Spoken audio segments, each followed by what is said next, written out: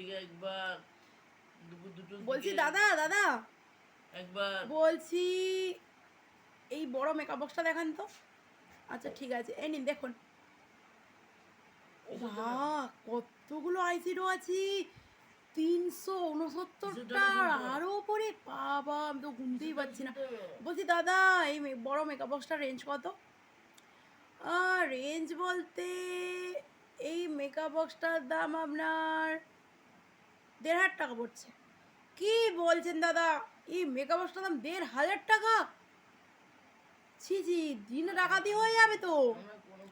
শুনুন ম্যাডাম, আমি আসলে প্রথম প্রথম দোকান খুলেছি, এক্ষুনি যদি কম দাম সব করে দিই তাহলে তো আমার লোকসান হয়ে যাবে। আমাকে তো বিজনেসের দিকটাও ভাবতে হবে, তাই না? শুনুন, নিতে হলে নিন, না হলে চলে যান। না না, নেব তো, কিন্তু আপনাকে কিছু কনসেশন করতে হবে ব্যাস।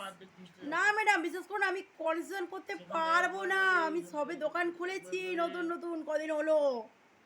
না, আপনাকে কনসার্ন করতেই হবে, নাহলে কিন্তু আমি কমপ্লেন করবো আপনার নামে।